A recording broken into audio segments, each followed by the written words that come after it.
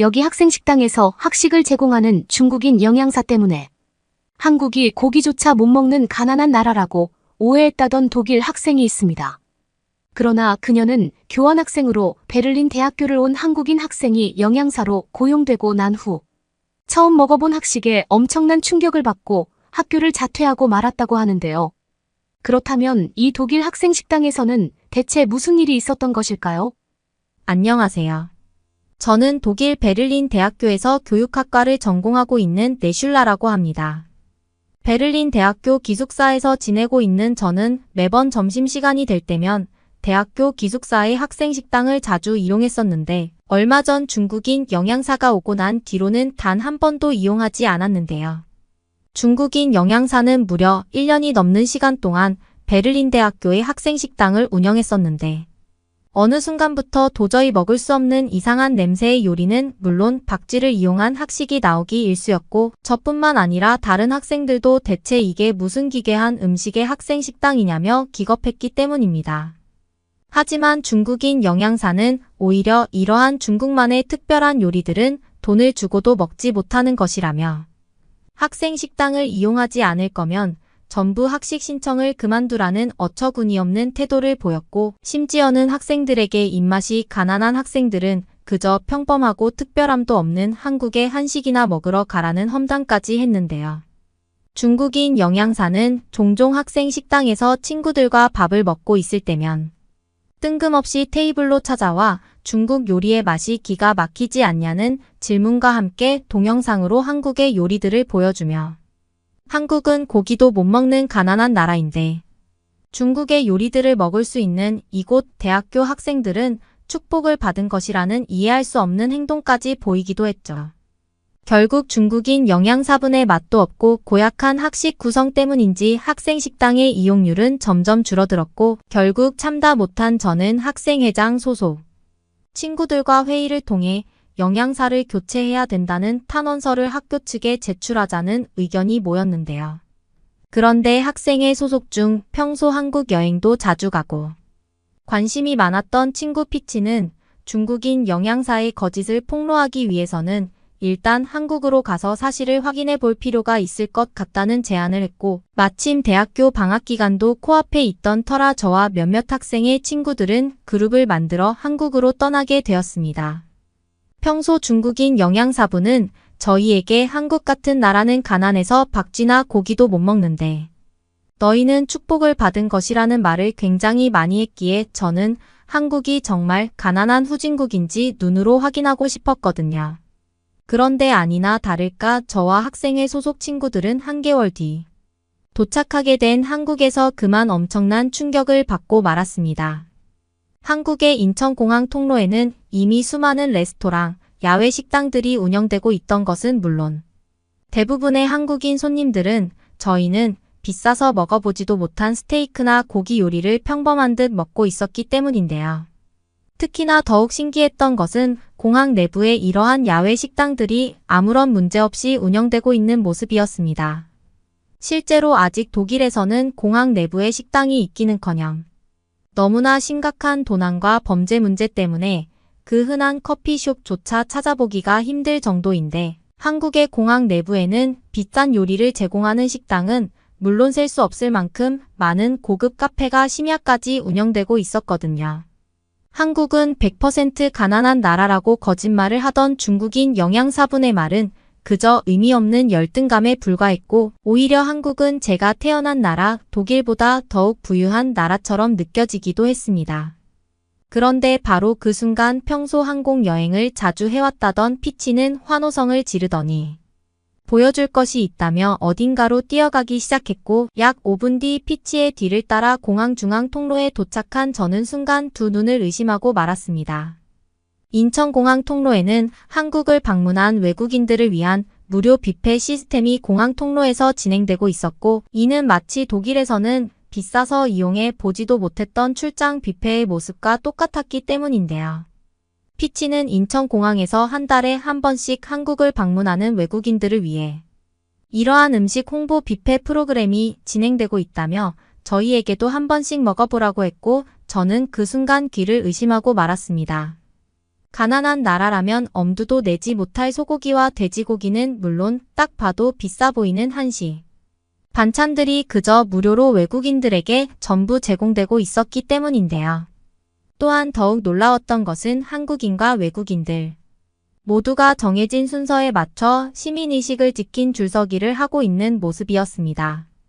만약 독일에서 이러한 비싼 뷔페 프로그램을 진행했다면 시민의식이 낮은 독일인들에 의해 모든 반찬이 전부 5분 만에 없어졌을 것이 분명한데 오히려 옆에서 뷔페를 구경하던 한국인들은 한국 음식을 먹는 방법을 모르는 외국인들에게 따뜻한 배려와 친절을 보여주며 한식을 먹는 방법을 알려주고 있었고 이것은 영락없는 최선진국의 높은 시민의식 모습이었어요. 또한 한국은 얼마나 부유한 나라인지 고기를 무한정으로 제공하고 있었고 피치는 당황한 저의 표정을 보더니 한국인들에게 소고기와 돼지고기 그리고 김치는 뗄래야 뗄 수 없는 고유의 음식이라며 가난한 나라 중국과는 비교조차 하지 말아야 된다는 뿌듯함을 보이더군요. 독일에서는 비싸서 고기를 제대로 먹어본 적도 별로 없었는데 인천공항에서 무료로 제공되고 있던 뷔페는 한국인들이 얼마나 돈이 남아도는 국가인지 예측할 수 있을 정도였고 한국을 처음 경험한 학생회 소속 몇몇 친구들도 이렇게나 부자인 나라 한국에서 사는 한국인들이 너무나 부럽다며 음식에서 눈을 떼지 못했습니다. 처음 먹어본 한식은 중국인 영양사분이 제공하던 이상하고 냄새나던 중식과는 차원이 다를 정도였고 저는 바로 그 순간 학생 식당을 한국인 영양사분으로 무조건 교체해서 고용해야 된다는 생각이 번뜩였었죠. 하지만 한국의 선진국이라는 놀라움은 여기서 끝나지 않았는데요. 공항에서 제공하는 한식으로 간단한 점심을 마친 뒤 피치는 일단 호텔에 짐을 풀고 서울을 구경해보자며 공항 철도를 타자고 했고 저는 그 순간 큰 패닉에 빠지고 말았습니다. 아니 공항에 철도가 있을 수 있다니 저는 도저히 믿기가 어려워서 피치에게 거짓말이 아니냐며 한국이 대단한 부유 국가인 건 맞지만 과장하지 말라고 했는데 피치는 오히려 코웃음을 치더니 그저 따라오라는 말만 했는데요. 그리고 약 10분 뒤 공항 무빙워크를 통해 이동한 저는 눈앞에 보이던 표지판에 그만할 말을 잃고 말았습니다.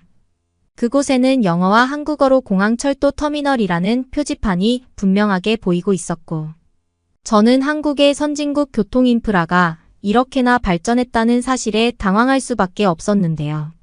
실제로 아직 독일에서는 공항에서 이동할 수 있는 교통수단이 없어서 거의 무조건 거액의 돈을 주고 택시를 부르거나 주위 모르는 사람들과 차를 타기 위한 카풀을 해야만 해서 힘들고 번거롭게 집으로 가야만 했는데 한국은 공항철도뿐만 아니라 버스와 지하철, 심지어는 언제나 이용할 수 있는 대여 스쿠터까지 무료로 제공되고 있었죠. 그리고 역시나 난생 처음 탑승해 본 한국의 공항철도는 그 내부마저도 대단했는데요.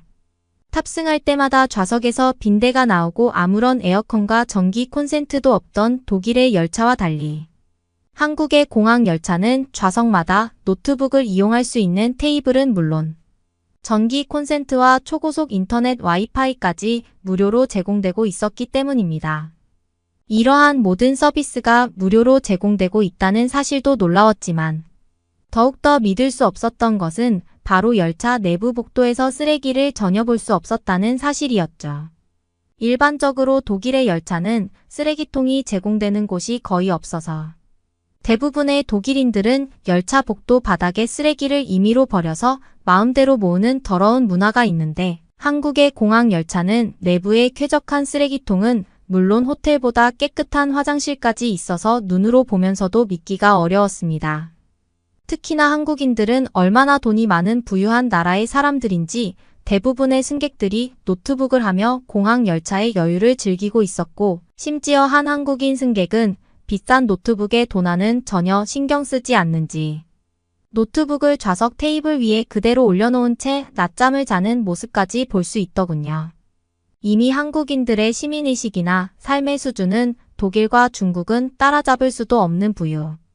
국가의 반열에 오른 지 오래였고 저는 그제서야 왜 피치가 평소 한국이 제일 살기 좋은 나라라고 노래를 불렀는지 이해가 되기 시작했습니다. 편안하게 좌석에 앉아 전기 콘센트로 휴대폰을 충전하며 와이파이를 이용하니 그저 천국이 따로 없었고 저뿐만 아니라 다른 학생의 소속 친구들도 이렇게나 살기 좋은 한국에서 대학생 생활을 한다면 너무나 좋을 것 같다며 진지하게 한국으로의 교환 학생도 생각하고 있더군요. 그렇게 저희는 편안하고 놀라운 한국의 대중교통 인프라를 이용해 안전하게 이동할 수 있었고 피치 또한 한국에 와서 신이 났는지 서울 도심에서도 알려줄 것이 너무나 많다며 호들갑들 떨기 시작했습니다. 처음 걸어보는 한국의 길거리는 다소 늦은 시간이었지만 치안에 대한 걱정이 전혀 없어서 그런 것인지 독일보다 훨씬 다니기에 편리했고 그렇게 저와 학생의 소속 친구들은 피치의 뒤를 따라 숙소로 향했는데요. 그런데 바로 그 순간 한국에서의 행복도 잠시 저희에게는 악몽 같은 일이 벌어지고 말았습니다. 숙소까지는 도착하기에 30분 정도의 시간이 남은 시간 갑자기 하늘에서는 태풍 같은 폭우가 쏟아져 내리기 시작했고 저희는 급작스럽게 내리는 엄청난 양의 폭우에 신발까지 전부 젖어버려 더는 걸어가는 것이 불가능한 날씨 사고가 발생하고 말았기 때문이죠. 다행스럽게도 방수 가방에 여분의 옷을 넣어 놓았기에 갈아입을 수 있는 옷은 가지고 있었으나 문제는 머리부터 발끝까지 전부 젖어버려 몇몇 친구들에게는 감기 증상까지 나타나기 시작했기 때문입니다. 그런데 바로 그때 피치는 휴대폰으로 무언가를 검색하더니 자신에게 해결 방법이 있다며 옆에 있던 주차장 건물로 향하기 시작. 저는 피치가 완전히 미쳐버렸나 싶어서 주차장으로 가야 할 시간에 빨리 숙소로 걸어가자고 화를 낼 수밖에 없었는데요. 하지만 피치는 자신을 믿어보라는 말을 하고는 주차장 건물 지하 내부로 들어갔고 결국 저와 학생의 소속 친구들은 어쩔 수 없이 따라갈 수밖에 없었습니다. 그런데 피치의 뒤를 따라 지하 주차장 건물에 도착한 저는 경악을 금치 못하고 말았는데요. 그곳에는 마치 스파시설과 같은 깨끗한 샤워시설이 상당한 규모로 설치되어 있었고 이미 많은 한국인들이 따뜻한 온수로 샤워를 하며 머리를 말리고 있었기 때문입니다. 상식적으로 주차장 건물에 샤워시설이 있다니 저는 도저히 믿을 수 없는 영화 같은 장면에 피치에게 이곳은 뭐냐고 물어보았고 돌아온 피치의 대답은 꽤나 충격적이었죠.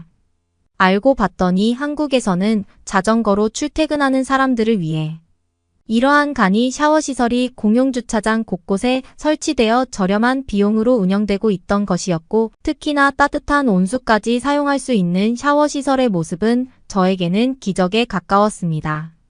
심지어 저희와 같은 급작스러운 폭우 피해의 사람들을 위한 것인지 샤워시설 바로 옆에는 옷을 급속 건조시킬 수 있는 건조기마저 무료로 제공되고 있었고 저는 그 순간 한국인들의 똑똑함과 말도 안 되는 편리한 인프라에 그만 체념하고 말았죠.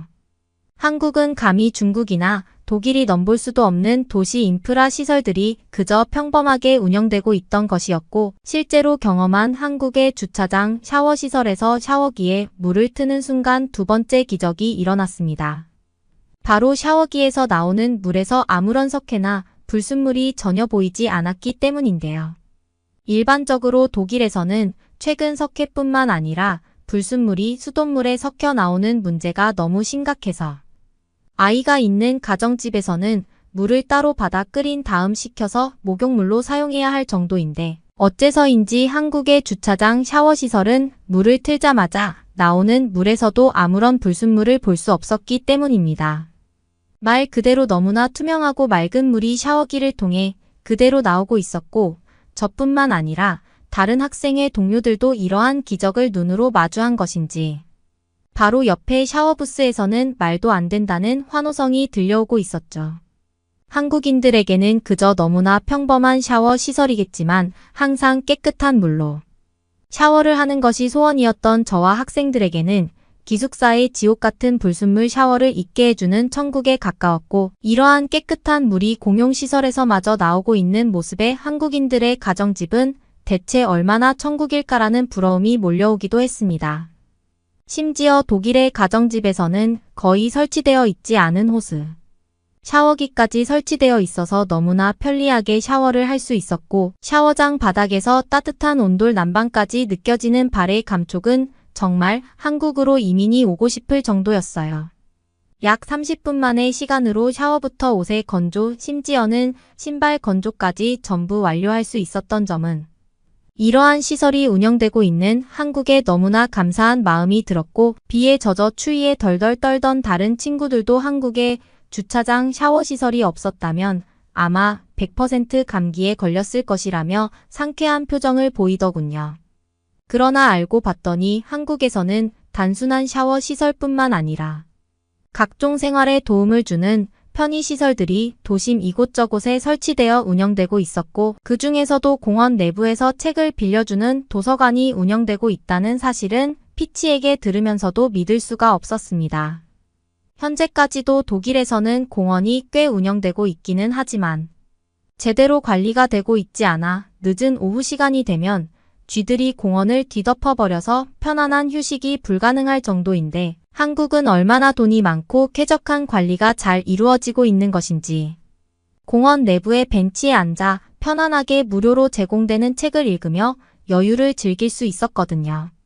실제로 한강공원 근처에서 여유를 즐기고 있는 한국인들의 모습은 영락없는 최선진국 부자 나라 사람들의 모습이, 저는 이러한 모든 모습을 사진으로 찍어 한국을 전혀 모르던 친구들에게 전송해 주기도 했습니다. 그 후 한국에서 약 일주일 동안 방학 시간을 보낸 저와 학생회 소속 친구들은 여행 마지막 날 저희가 경험했었던 인천공항 한식 뷔페의 동영상을 편집해 독일 대학교 학생운영관리위원회에 전송했고, 얼마 지나지 않아 한국인 영양사로 학생식당 운영관리를 교체하겠다는 통쾌한 답변을 전달받을 수 있었습니다. 그리고 모든 여행이 끝나고 저희가 독일의 학생식당으로 돌아왔을 때 한국에 대한 거짓 소문을 퍼뜨리던 중국인 영양사는 사라진 지 오래였고, 저희에게 익숙한 한식의 모습은 물론 정말 오랜만에 학생식당 전체가 학생들로 가득 차 있는 모습을 볼 수 있었는데요. 알고 봤더니 한국인 영양사로 교체되고 난 직후 학생들에게 퍼진 저희의 한국 체험기 때문인지 학생식당에는 끝도 없이 학생들이 밀려들어왔고, 맛과 영양, 그리고 보기도 좋은 한식의 힘이 합쳐지며 저희 기숙사 학생식당은 다시 활기를 되찾았던 것이었죠. 독일에서도 맛있는 한식을 먹고 있는 지금 저는 아마도 세상에서 제일 행복한 대학교의 학생이 아닐까 싶습니다. 그러면 다음 사연을 들려드리겠습니다. 미친 거 아니야. 제발 정신 좀 차려. 어떤 미국 여학생이 친구에게 절규하고 있는데요. 대체 무슨 일일까요? 안녕하세요. 저는 미국 뉴욕에 살고 있는 여대생 제시카라고 합니다. 오늘 제가 사연을 보낸 이유는 제 친구 루나와 관련된 이야기를 하기 위해서예요. 저와 루나는 둘도 없는 정말 친한 친구랍니다. 어렸을 때부터 함께 지내온 사이라 부모님도 모두 알 정도로 가까운 사이예요. 제 친구 루나는 공부도 정말 잘해서 명문대라 불리는 학교에도 입학했어요. 저희는 학교 끝나고도 늘 함께 붙어 있는 사이였어요. 그러던 어느 날 루나가 한국으로 교환학생을 신청했고 무려 1년 동안이나 떨어져 있게 되었어요. 루나는 교육학을 전공하는 학생인데 평소 한국의 교육열과 교육 문화에 무척 관심이 많았답니다. 저는 사실 한국이라고 하면 BTS밖에 몰랐기 때문에 일본도 아니고 굳이 한국에서 1년이나 교환학생을 해야 하나 하고 생각했어요. 그렇지만 루나가 한국 교환학생을 얼마나 원했는지 알고 있었기 때문에 제 일처럼 축하해 주었습니다. 루나가 한국에 있는 동안 연락을 하는 게 무척 어려웠어요. 간혹 SNS로 메시지를 주고받는 게 전부였습니다. 가끔 전화 통화를 하기도 했지만 제가 학교 끝나고 5시가 되면 루나는 새벽 1시라 길게 연락하는 게 어려웠어요. 처음에는 이제 막 20살을 넘긴 제 친구 루나가 외딴 나라에서 혼자 잘 지낼 수 있으려나 무척 걱정하는 마음이 들었어요. 그렇지만 루나가 한국에서 생활하는 사진을 보여줄 때면 정말 행복해 보였고 한국이 정말 좋은 곳이라며 저도 꼭 와봐야 한다며 귀에 못이 박히도록 칭찬을 늘어놓았어요. 사실 저는 한국에 크게 관심이 없었기 때문에 적당히 맞춰주면서 그래도 타국에 가서 씩씩하게 생활하는 친구가 대단하고 적응을 잘해서 다행이라고 생각했어요. 그렇게 루나가 1년간의 한국 생활을 마치고 뉴욕으로 돌아왔는데 애가 좀 이상해진 거예요. 원래 루나는 굉장히 활동적이고 수다스럽고 늘 에너지 넘치는 비타민 같은 친구였습니다. 집에 박혀있는 일이 거의 없고 늘 밖으로 돌아다니는 사교적인 친구였죠. 그런데 한국에 다녀와서는 이상하게 만나자는 저희 제안도 거절하고 늘 집에만 있으려고 하는 거예요. 초반에는 1년이나 외국에서 생활하다 와서 적응할 시간도 필요하고 가족과 함께 지내야 한다고 생각해서 이해하고 넘어갔어요. 그런데 한국 가기 전에는 늘 찰싹 붙어 있던 저와 미국에 돌아와서 한 달 가까이 잘 만나주지도 않자 점점 걱정이 되기 시작했습니다. 분명 미국에 돌아오면 저와 함께 늘 가던 카페에 가서 한국 이야기를 들려주고 저에게 줄 선물도 잔뜩 사오겠다고 약속해놓고 정작 돌아와서는 코빼기도 안 비추는 게 너무 이상하지 않나요? 혹시 내가 뭐 잘못한 게 있는 건 아닌지 혼자 마음 아이를 무척이나 했습니다. 루나는 제게 너무 소중한 친구였거든요. 그러다 도저히 안 되겠어서 직접 찾아가기로 마음먹고 루나의 집으로 찾아갔어요. 직접 만나봤더니 정말 충격이었습니다. 루나 어머니는 루나가 우울증에 걸린 것 같다며 한국으로 계속 돌아가고 싶어 한다고 했어요. 엄마에게도 자세한 얘기는 하지 않고 집에서도 늘 풀이 죽어 지내서 걱정이었다며 친구인 제가 잘 얘기해 봐달라고 부탁하시더라고요. 루나는 루나 어머니랑 친구같이 지내고 늘 제잘제잘 말도 잘하는 친구였는데 그런 애가 쏙 얘기도 잘 안 하고 있다니 어머니 입장에서는 무척 걱정이 될 만도 했어요.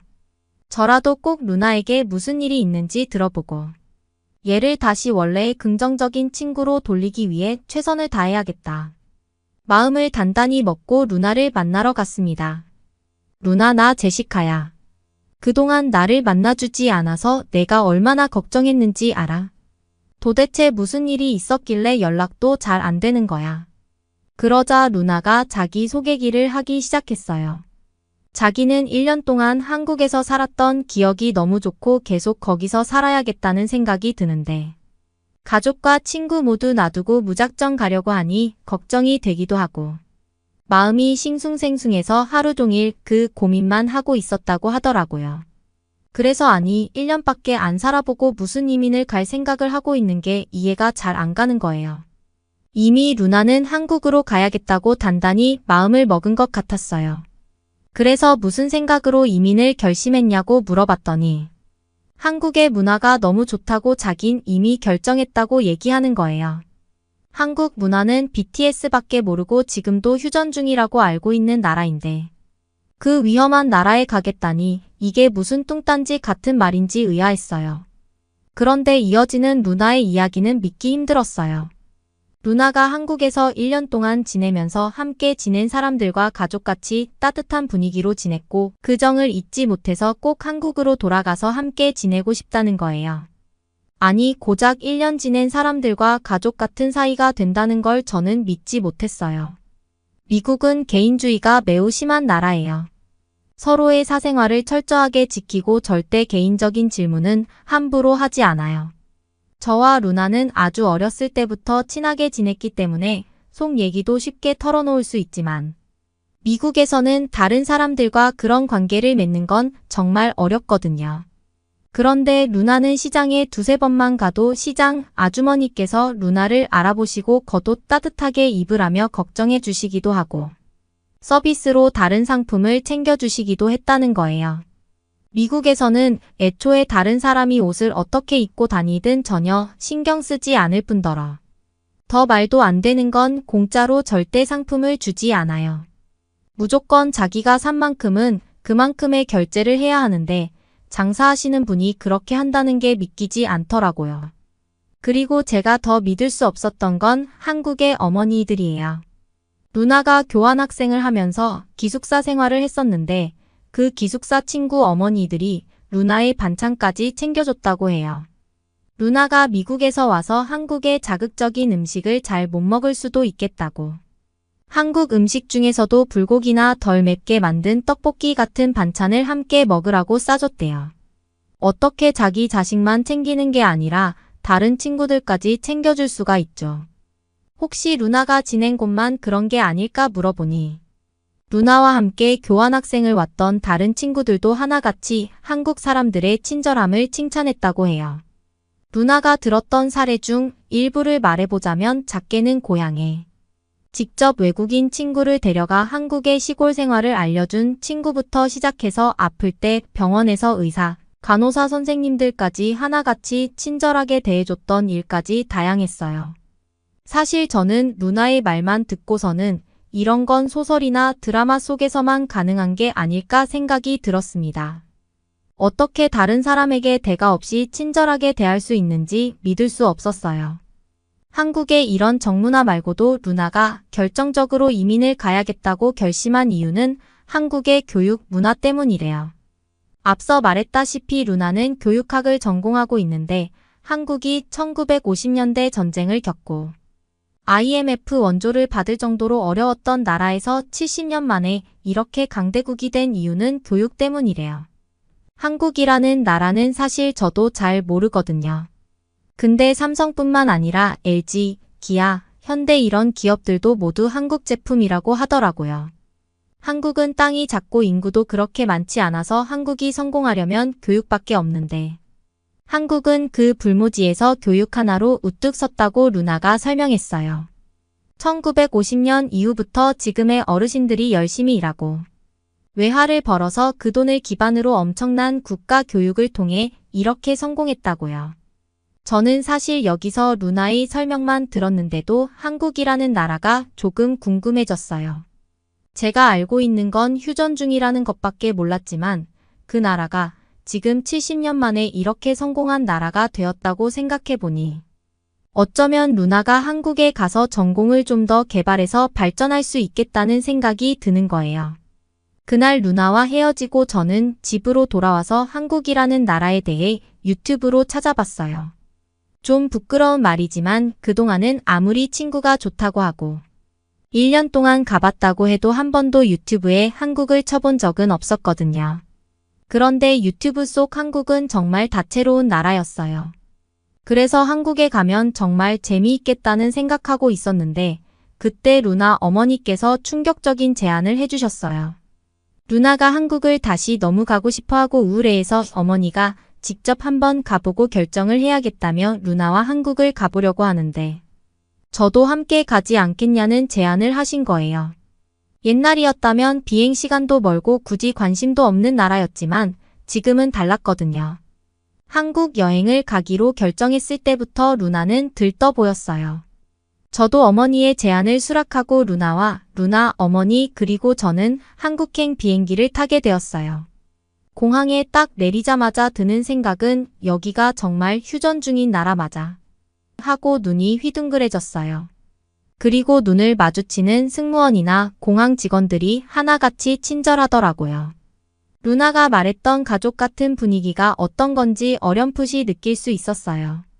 그리고 루나의 교환학생 시절 친구였던 다현이라는 친구가 저희를 마중 나와주었어요. 다현이는 웃는 얼굴이 참 예쁜 친구였는데 루나 어머니께 불편한 건 없으셨는지 정말 사근사근하게 잘 대해주더라고요. 저희는 다현이의 안내로 공항 철도를 타고 시내로 들어갔어요. 근데 저는 거기서 깜짝 놀라고 말았습니다. 이게 어떻게 된 일인지 철도가 너무 깨끗한 거예요. 어떻게 쓰레기 하나 눈에 보이지 않을 수가 있죠. 그런데 더 놀라웠던 건 지하에서 휴대폰을 쓸 수 있다는 점이었어요. 저는 당연히 지하에서는 휴대폰을 쓸 수 없으니 주머니에 넣어두었는데 주변 모든 한국 사람들이 휴대폰을 보고 있는 게 아니겠어요. 저는 깜짝 놀라서 루나에게 사람들이 저장해서 다운받아 놓은 파일을 보고 있는 거야 하고 물었더니 루나는 웃으면서 인터넷이 된다고 말하는 거예요. 루나도 한국 처음 와서 정말 깜짝 놀랐대요. 미국은 지하에서 휴대폰이 터지지 않거든요. 거기서 와이파이는 물론이고 데이터 자체를 쓸 수가 없어요. 그런데 한국은 와이파이까지 빵빵하게 터져서 동영상을 끊김없이 보고 있는 걸 보고 저는 정말 대단하다고 생각했어요. 지하에서 인터넷이 가능한 나라라니 한국은 소프트웨어 IT 강국이라는 생각이 절로 들더라고요. 다현이 부모님께서는 루나 어머니가 한국까지 먼 길을 오셨는데 첫날 저녁은 한국 문화를 체험해보라며 직접 집으로 초대해 주셨어요.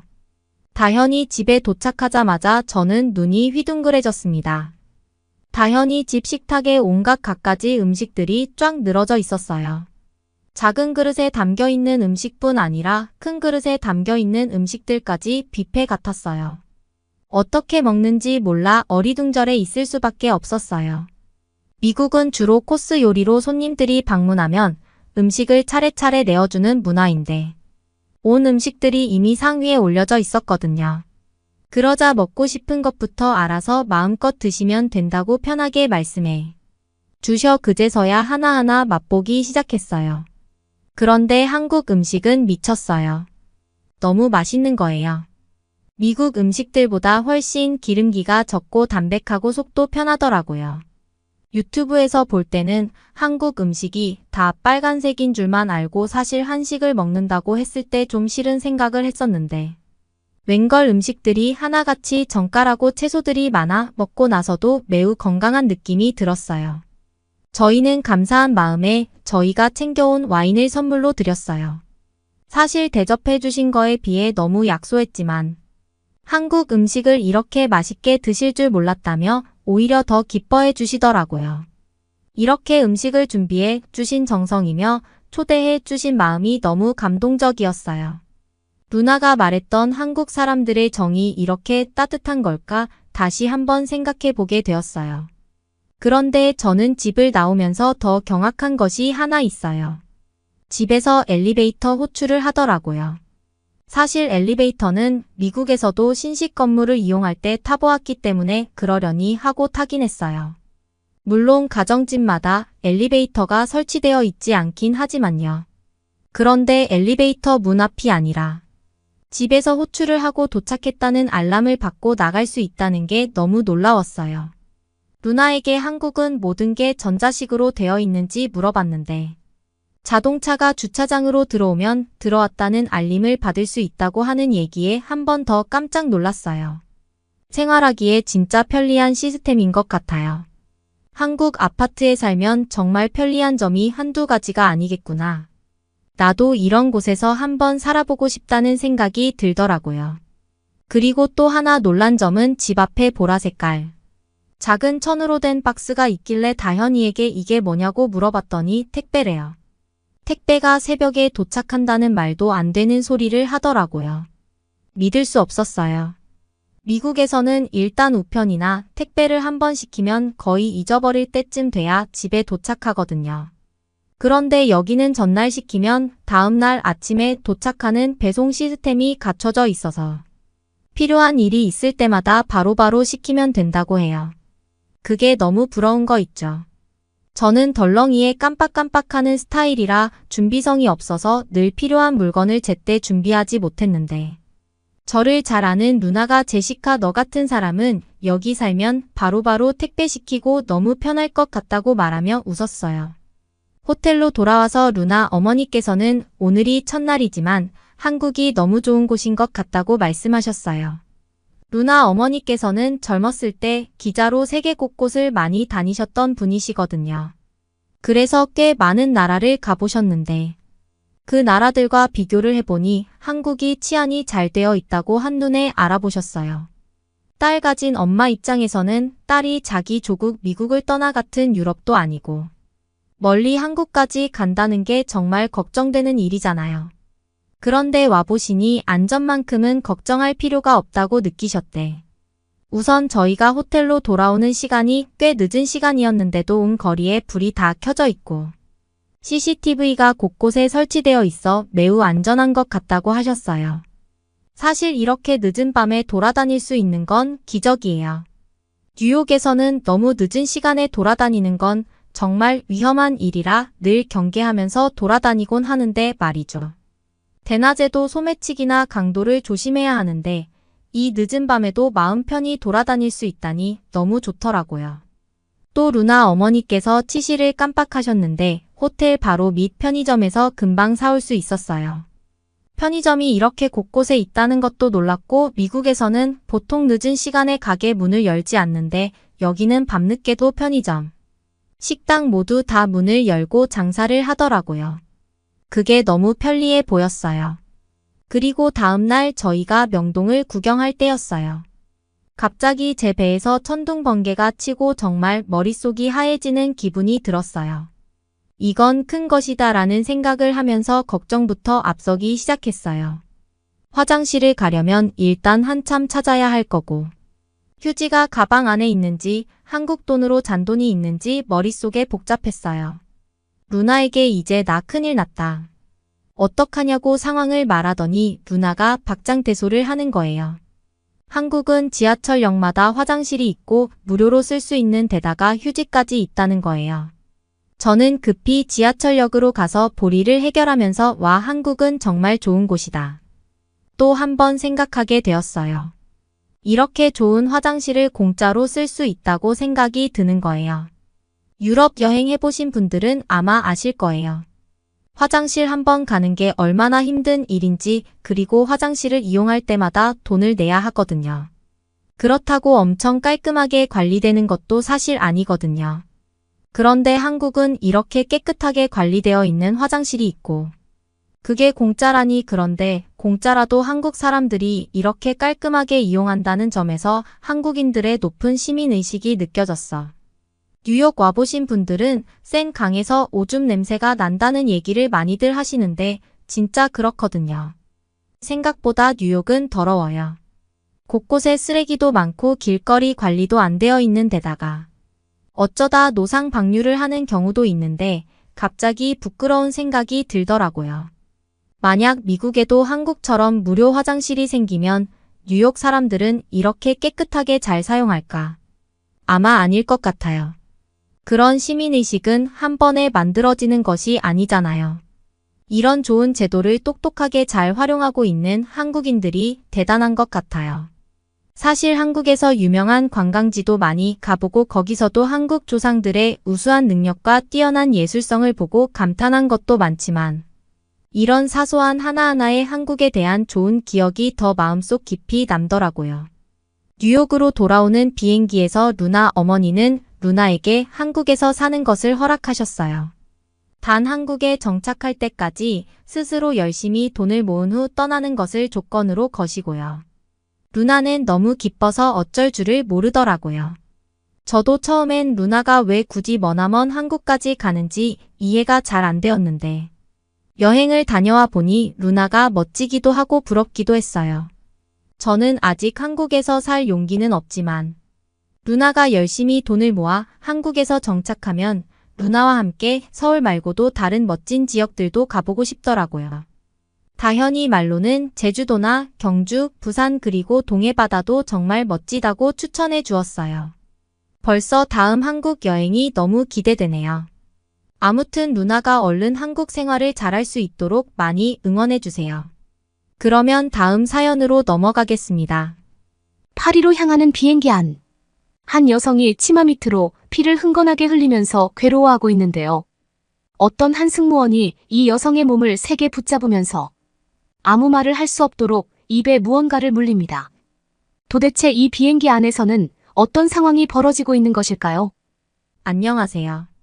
저는 일본 도쿄 출신의 23살 아오이라고 합니다. 제 인생의 터닝포인트이자 잊을 수 없는 사건이 있었는데요. 그건 바로 고등학교 시절 겪은 일이에요.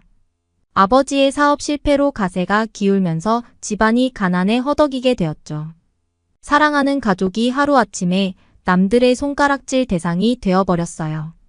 아버지는 현실을 견디지 못하고 술병을 들었고 어머니는 우울증으로 하루하루를 고통 속에 보내셨죠. 당시 고등학생이었던 저는 갑작스러운 상황에 무척 당황했어요. 매일 밤 술에 취해 들어오는 아버지가 무서웠고 병든 어머니가 안쓰러웠죠.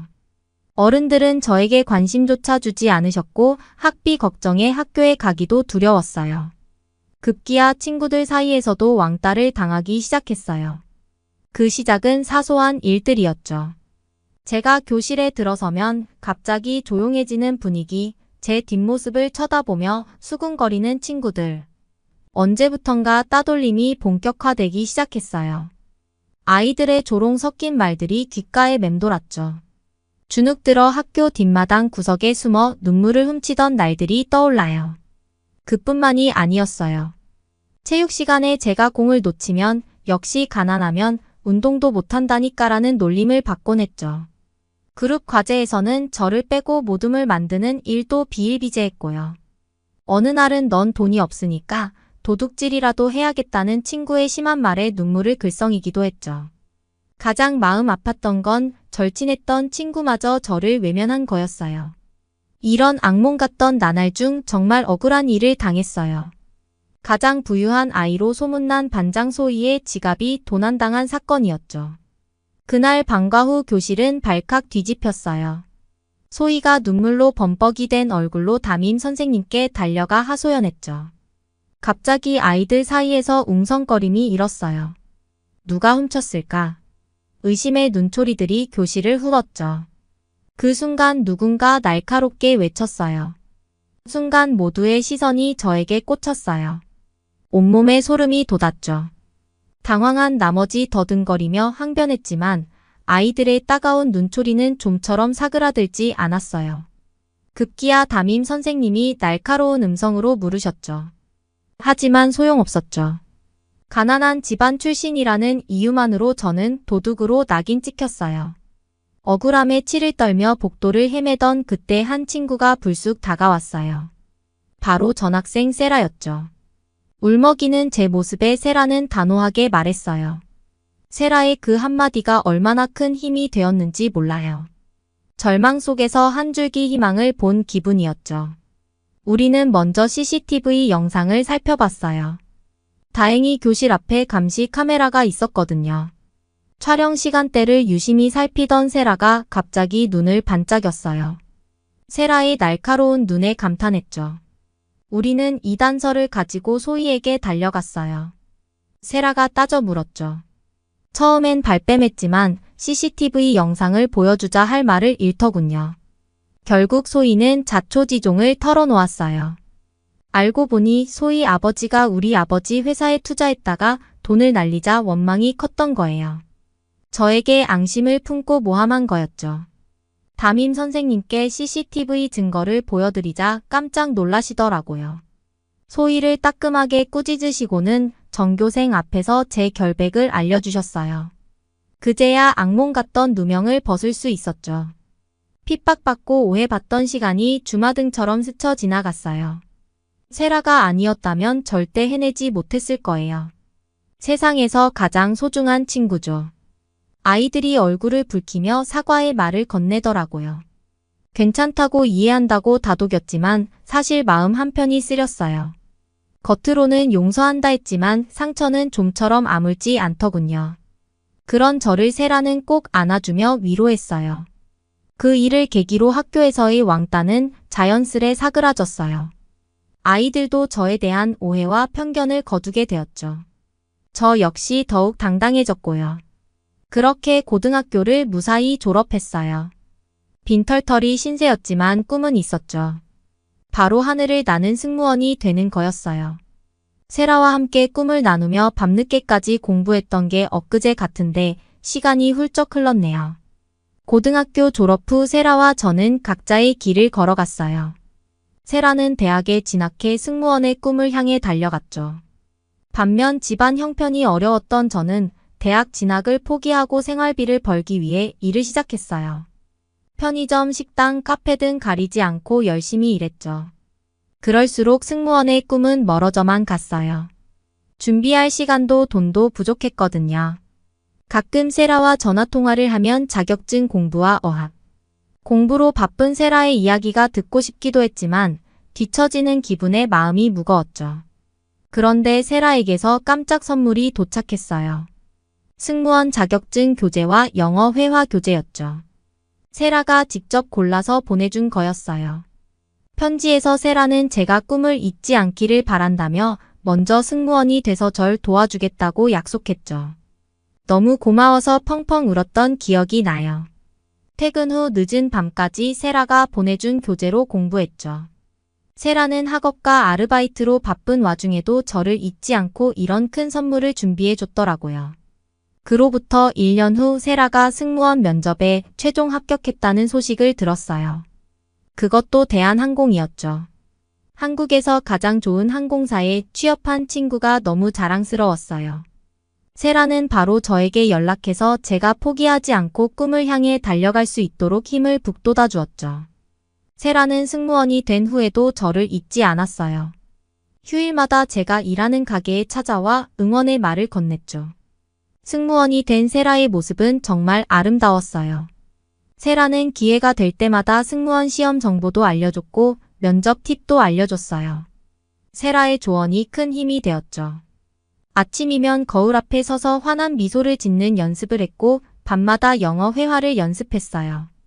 3년간의 준비 끝에 전 승무원 시험에 도전했어요. 필기와 실기를 합격하고 면접까지 보게 되었죠. 그런데 면접에서 예상치 못한 질문을 받았어요. 순간 머릿속이 하얘졌어요. 그런데 세라가 해준 말이 스쳐 지나갔죠. 떨리는 목소리로 제 마음을 진실되게 전했어요. 면접관들은 미소를 지으며 고개를 끄덕였죠. 떨렸지만 당당히 제 이야기를 전할 수 있었어요. 모두 세라 덕분이었죠. 그리고 기적 같은 소식을 들었어요. 전 대한항공의 승무원으로 최종 합격한 거예요. 세라에게 바로 연락해 이 기쁜 소식을 알렸죠. 세라는 너무 기뻐하며 저를 축하해줬어요. 우리는 이제 함께 하늘을 날 수 있게 되었죠. 대한항공에 입사한 지 얼마 되지 않았을 때의 일이에요. 그때 제가 담당한 건 뉴욕행 비행이었죠. 그 비행엔 운 좋게도 세라도 함께 하게 됐어요. 세라는 승무원들 사이에서도 실력과 노하우를 인정받는 베테랑이었거든요. 세라와 함께 일한다는 사실에 설레면서도 긴장되더라고요. 그날따라 기내는 승객들로 북적였어요.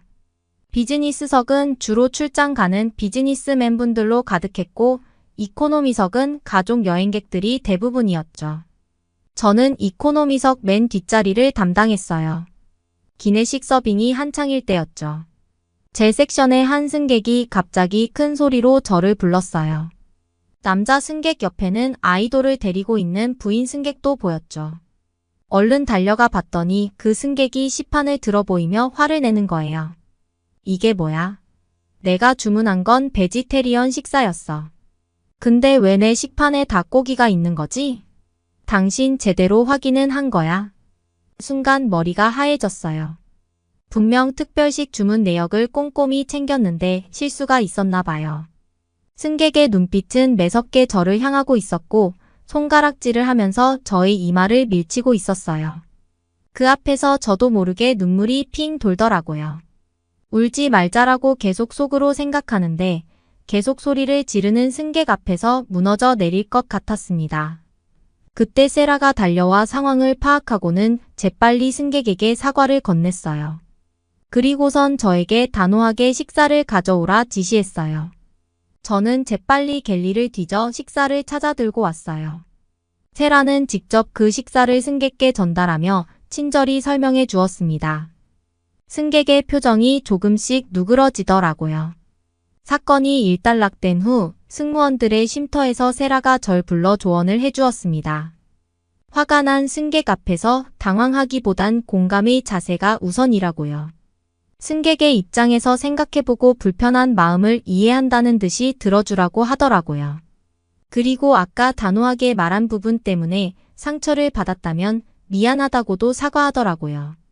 화가 난 승객 앞에서 제 편을 들어주면 상황이 더 심각해질 걸 미리 예측하여 세라는 더 단호하게 저한테 지시를 내렸었던 것이었습니다. 진정성 있는 세라의 말은 그 어떤 말보다 가슴에 와닿았어요. 그래서 세라의 노하우를 실천에 옮기기로 마음먹었죠. 까다로운 승객일수록 한 번 더 웃어주고 한 번 더 물어봐 주기로 했습니다. 그러자 놀랍게도 불편함을 느낀 승객들의 표정이 조금씩 밝아지는 걸 느낄 수 있었어요. 그렇게 하루하루 세라에게 배우고 성장해가던 어느 날 파리행 장거리 비행에서 일이 있었죠. 한창 승객들이 취침에 들어갈 쯤이었어요. 그때 객실을 가로지르는 방송이 울렸죠. 의사 선생님이 계시다면 22좌석으로 와주시기 바랍니다. 임산부 승객분이 도움을 필요로 하십니다. 제발 의사 선생님이 계시다면 와주시기를 간곡히 부탁드립니다. 임산부 승객분이 도움을 필요로 한다는 내용이었어요. 그 말을 듣는 순간 제 심장이 철렁 내려앉는 것 같았어요. 임산부 승객 좌석으로 달려가 봤죠. 거기엔 이미 세라가 임산부 승객 곁을 지키고 있었어요. 승객은 진통으로 고통스러워하고 있었죠. 남편 승객도 당황한 기색이 역력했고요. 이내 기장님의 지시가 내려왔죠. 기내에서 의사 선생님을 찾아달라고요. 저는 마이크를 들고 의사 선생님을 찾아 기내 방송을 하기 시작했어요. 가슴이 뛰었죠. 시간이 갈수록 임산부 승객의 고통은 심해 보였어요. 그런데 그때 기적 같은 일이 일어났어요. 한 남자 승객이 손을 들며 자신이 의사라고 하는 거예요. 산부인과 의사라고 하더라고요. 그 순간 안도의 한숨이 나왔어요. 의사 선생님은 재빨리 상황을 파악하고 진찰을 시작했죠. 그리고는 말씀하시더라고요. 아기가 곧 나올 것 같다고요. 기내에서 분만을 해야 하는 상황이었어요. 저는 동료 승무원들과 함께 필요한 물품을 준비하기 시작했죠. 담요, 가위, 소독약, 장갑 등등 의사 선생님의 지시에 따라 열심히 뛰어다녔어요. 의사 선생님은 기장님과도 상의를 하셨죠. 결국 회항은 무리라는 결론이 났어요. 저는 의사 선생님을 보조하기로 했죠. 세라는 다른 승객들을 안심시키고 질서를 유지하는 역할을 맡았고요. 간이 분만실을 마련하고 의사 선생님의 지휘 아래 분만이 시작됐어요. 산모는 힘겨워 보였지만 끝까지 포기하지 않고 힘을 냈죠. 진통에 고통의 산모가 이를 악물며 신음하자 세라가 재빨리 작은 수건을 물려줬어요. 치아를 다칠까 봐 입에 무언가를 물고 힘을 주는 게 도움이 된다고 하더라고요. 손수건을 꽉 물고 힘을 내세요. 잘하고 있어요. 조금만 더 힘내세요. 세라의 격려에 산모는 온 힘을 다해 손수건을 물고 힘주기 시작했죠. 그 광경에 같이 힘이 났어요. 저는 의사 선생님 옆에서 땀을 뻘뻘 흘리며 필요한 것들을 건네드렸어요. 세라도 동료 승무원들도 각자의 역할에 최선을 다했죠. 역시 한국의 국적기 대한항공은 다른 나라의 항공사와는 달랐어요. 분명히 다들 처음 겪는 일이었을 텐데도 불구하고 마치 미리 교육을 받은 것처럼 일사불란한 움직임을 보여주더라고요. 이 장면을 보고 제가 대한항공에 입사했다는 사실이 새삼 자랑스러웠어요. 시간이 흐르고 기내에 생명의 울음소리가 울려 퍼졌어요. 건강한 아기가 태어난 거죠. 산모도 승객들도 우리 승무원들도 모두 눈물을 흘렸어요. 그 감동의 순간 함께할 수 있어서 너무 행복했죠.